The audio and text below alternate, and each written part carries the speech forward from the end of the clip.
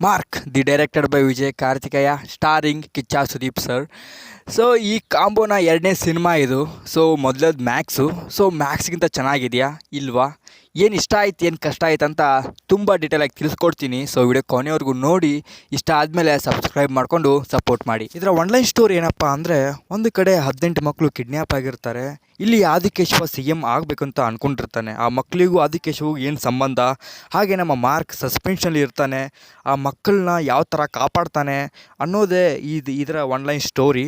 So ನೀವು cinema ನೋಡಿದ್ರೆ ಈ ಸಿನಿಮಾದ ಗೊತ್ತಾಗುತ್ತೆ. ಸಿನಿಮಾದಲ್ಲಿ ನಂಗೆ ಇಷ್ಟ ಆಗಿದ್ದೇನಪ್ಪ ಅಂದರೆ, ಇದರ ಫಸ್ಟ್ ಹಾಫ್ ಸಖತ್ತಾಗಿ ಸೆಟಪ್ ಮಾಡಿದ್ದಾರೆ ಆ್ಯಂಡ್ ಚೆನ್ನಾಗಿ ಆ ಸ್ಟೋರಿನ ತೊಗೊಂಡು ಹೋಗ್ತಾ ಇರ್ತಾರೆ. ನಂಗೆ ತುಂಬ ಇಷ್ಟ ಆಯಿತು ಫಸ್ಟ್ ಹಾಫ್. ಕ್ಯಾರೆಕ್ಟರ್ ಇಂಟ್ರೊಡಕ್ಷನ್ ಕೂಡ ಸಿನಿಮಾದ ಕತೆ ಹಂತದಲ್ಲಿ ತೊಗೊಂಡು ಮಾಡಿದ್ದಾರೆ. ಸೊ ತುಂಬ ಇಷ್ಟ ಆಯಿತು ಆ್ಯಂಡ್ ಯಾವುದೂ ಕೂಡ ಲ್ಯಾಗಿ ಅಂತ ಅನಿಸಲಿಲ್ಲ, ಕೆಲವೊಂದು ಸೀನ್ಸ್ ಬಿಟ್ಟರೆ. ಬಟ್ ಚೆನ್ನಾಗಿತ್ತು first half. And Kichcha Sudeep ಅವರ ಎಂಟ್ರಿ ಆಗಿರ್ಬೋದು ಆ್ಯಂಡ್ ಚೆನ್ನಾಗಿತ್ತು, ಅದು ನನಗಂತೂ ಸಖತ್ ಇಷ್ಟ ಆಯಿತು. ಆ್ಯಂಡ್ ಇಲ್ಲಿ ಬರೆದಂಥ ಕ್ಯಾರೆಕ್ಟರ್ಸ್ ಏನಿತ್ತು ತುಂಬ ಚೆನ್ನಾಗಿದೆ. ಹಾಗೆ ನನಗೆ ಇಲ್ಲಿ ಭದ್ರ ಅನ್ನೋ ಕ್ಯಾರೆಕ್ಟರ್ ಸಖತ್ ಇಷ್ಟ ಆಯಿತು. ಆ್ಯಂಡ್ ಅವ್ರು ಮಾಡಿದಂಥ ನವೀನ್ ಚಂದ್ರವರು ಕೂಡ ಮುಂದೆ ಮಾತಾಡೋಣ ಅವ್ರ ಬಗ್ಗೆ. ಸೊ ತುಂಬ ಚೆನ್ನಾಗಿತ್ತು ಫಸ್ಟ್ ಹಾಫ್. ಹಾಗೆ ಇಲ್ಲೊಂದು ಕೆಲವೊಂದು ಮೂಮೆಂಟ್ಸ್ ಏನಿತ್ತು ಅವು ತುಂಬ ಚೆನ್ನಾಗಿತ್ತು. ಕತೆಗೆ ಈ ಥರನ ಲಿಂಕ್ ಮಾಡ್ತಾ ಇದ್ದಾರಲ್ಲ, ಅದು ತುಂಬ ಚೆನ್ನಾಗಿ ಬರೆದಿದ್ದಾರೆ ವಿಜಯ್ ಕಾರ್ತಿಕೇಯ ಅವರು. ಸಿನಿಮಾ ಸ್ಟಾರ್ಟಿಂದಾನೇ ಕತೆ ಒಳಗೆ ಎಂಟರ್ ಆಗ್ತಾರೆ. ಸೊ ಕೊನೆಯವರು ಕೂಡ ಅದೇ ಮೇಂಟೈನ್ ಮಾಡಿದ್ದಾರೆ. ತುಂಬ ಇಷ್ಟ ಆಯ್ತು ನನಗೆ. ಯಾವುದೇ ಸಾಂಗ್ ಇಲ್ಲದೆ ಇರೋ ಸಾಂಗ್ನು ಕೂಡ ಸಿಚುವೇಶನ್ಗೆ ಆಪ್ಟ್ ಆಗೋ ಥರ ಮಾಡಿ ಚೆನ್ನಾಗಿ ಕ್ರಿಯೇಟ್ ಮಾಡಿದ್ದಾರೆ. ಹಾಗೆ ಕೆಲವೊಂದು ಮೂಮೆಂಟ್ಸ್ ಕೂಡ ತುಂಬ ಇಷ್ಟ ಆದವು ಸಿನಿಮಾದಲ್ಲಿ. ಚೆನ್ನಾಗಿದೆ ಅಲ್ಲ ಅಂತ ಕೆಲವೊಂದು ಮೂಮೆಂಟ್ಸ್ ತುಂಬ ಅನ್ನಿಸ್ತು ಆ್ಯಂಡ್ ತುಂಬ ಚೆನ್ನಾಗಿದೆ ಕೂಡ.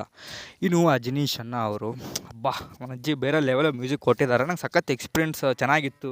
ಆ್ಯಂಡ್ ಫಸ್ಟ್ ಆಫ್ ಆಲ್ ಒಂದಂಥ ಬಿ ಜಿ ಎಮ್ ಮಾತ್ರ ಸೈಕು. ಆ್ಯಂಡ್ ಸೆಕೆಂಡ್ ಹಾಫ್ ಕೂಡ ಚೆನ್ನಾಗಿತ್ತು. ಆ್ಯಂಡ್ ಅವ್ರು ಗೊತ್ತಲ್ಲ ಬೇರೆ ಲೆವೆಲ್ ಕೊಡ್ತಾರೆ.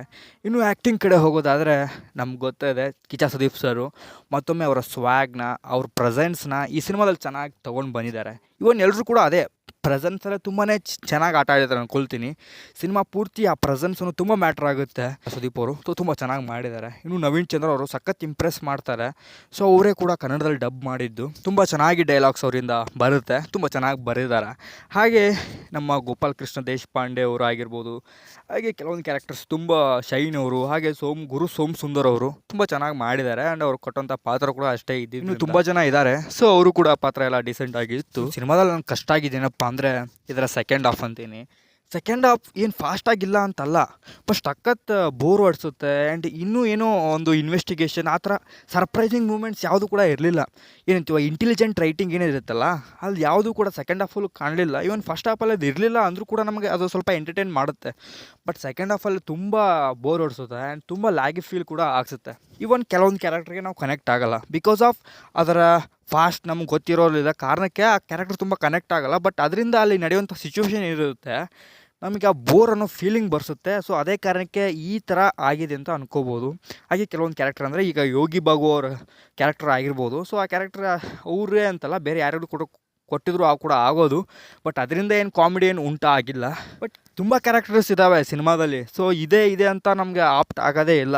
ಹೌದು, ಕೆಲವೊಂದು ಕ್ಯಾರೆಕ್ಟರ್ ತುಂಬ ಚೆನ್ನಾಗಿ ಬರೆದಿದ್ದಾರೆ ಆ್ಯಂಡ್ ಅದ್ರ ಮೇಲೆ ತುಂಬ ಸಖತ್ ವರ್ಕ್ ಮಾಡಿದ್ರು ಅಂತ ಅನಿಸುತ್ತೆ. ಬಟ್ ಕೆಲವೊಂದು ಕ್ಯಾರೆಕ್ಟ್ರಿಗೆ ಅಷ್ಟು ಏನು ಇರಲ್ಲ. ಸೊ ಅದೇ ನನಗೆಲ್ಲೋ ಹೊಡ್ತಾ ಬಿತ್ತು. ಇನ್ನು ಇಲ್ಲಿ ಕೊಟ್ಟಂಥ ಟ್ವಿಸ್ಟ್ ಅವೇನು ಅಷ್ಟು ಹಿಂಗಂತ ಅನಿಸೋ ಮೂಮೆಂಟ್ಸ್ ಏನು ಇರಲಿಲ್ಲ. ನಾರ್ಮಲಾಗಿ ಇದ್ವು, ಪ್ರೆಡಿಕ್ಟ್ ಮಾಡೋ ಥರನೇ ಇದ್ವು ಅಂತ ಅನಿಸುತ್ತೆ. ಸೊ ಯಾವ ಥರ ಕೆಲವೊಂದು ಕ್ಯಾರೆಕ್ಟರ್ಸ್ನ ಬರೆದಿದ್ದಾರೆ. ಸೊ ಸ್ಟಾರ್ಟ್ ಆಗೋದು ಪಾಸಿಟಿವಿಂದ ಸ್ಟಾರ್ಟ್ ಆಗ್ತವೆ, ಆಮೇಲೆ ನೆಗೆಟಿವ್ ಟರ್ನ್ ಆಗ್ತವೆ. ಸೊ ಅದೇ ತುಂಬ ಸಿನಿಮಾಗಳು ಕೂಡ ನೋಡಿದ್ದೇವೆ. ಇನ್ನು ಮ್ಯಾಕ್ಸ್ ಸಿನಿಮಾ ಸಖತ್ ನೆನಪಾಗುತ್ತೆ, ಅದು ಸೆಕೆಂಡ್ ಹಾಫಲ್ಲಿ ಅಂದ್ಕೊಳ್ತೀನಿ. ಫಸ್ಟ್ ಹಾಫಲ್ಲೂ ಸ್ವಲ್ಪ ನೆನಪಾಗುತ್ತೆ, ಬಟ್ ಅಷ್ಟೆಲ್ಲ ಏನು ಸ್ವಲ್ಪ ಸ್ಟೋರಿ ಡಿಫ್ರೆಂಟ್ ಇರೋದ್ರಿಂದ ಅದಷ್ಟು ನೆನಪಾಗಲ್ಲ. ಬಟ್ ಸೆಕೆಂಡ್ ಹಾಫಲ್ಲಿ ಆ ಇನ್ವೆಸ್ಟಿಗೇಷನ್ ಅಂತ ಏನು ಮಾಡ್ತಾರಲ್ಲ, ಅದು ಪೂರ್ತಿ ನನಗೆ ಮ್ಯಾಕ್ಸ್ ನೆನಪಾಗೋಯ್ತು. ಸೊ ಇನ್ನೂ ಸ್ವಲ್ಪ ಅದನ್ನು ಡಿಫ್ರೆಂಟ್ ಮಾಡ್ಬೋದಿತ್ತು. ಇಂಟೆಲಿಜೆಂಟ್ ರೈಟಿಂಗ್ ಏನಿರುತ್ತಲ್ಲ, ಬೇಗ ಸಿಕ್ಬಿಡ್ತು ಅಂತ ಅನ್ನಿಸ್ತು. ಸೊ ಅದನ್ನು ಇನ್ನೂ ಸ್ವಲ್ಪ ಕ್ಯಾರಿ ಮಾಡಿದರೆ ಚೆನ್ನಾಗಿರೋದಂತ ಅನ್ನಿಸ್ತು.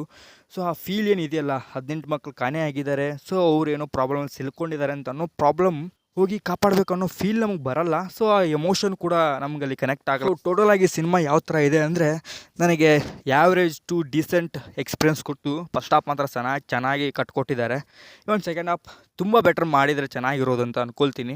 ಒಂದು ಒಳ್ಳೆ ಬಿ ಜಿ ಎಮ್ ಇದೆ ಕೂಡ, ಸಖತ್ತಾಗಿ ಮಾಡಿದ್ದಾರೆ. ಸೊ ನೀವೇನಾದರೂ ಫ್ಯಾನ್ಸ್ ಆಗಿದ್ದರೆ ನಿಮ್ಗೆ ಸಖತ್ ವರ್ತ್ ವಾಚ್ ಆಗುತ್ತೆ, ಹೋಗಿ ನೋಡಿ. ಇನ್ನು ಉಳಿದವರಿಗೆ ನಿಮ್ಮ ಇಷ್ಟ ಅಂತ ಹೇಳ್ತೀನಿ.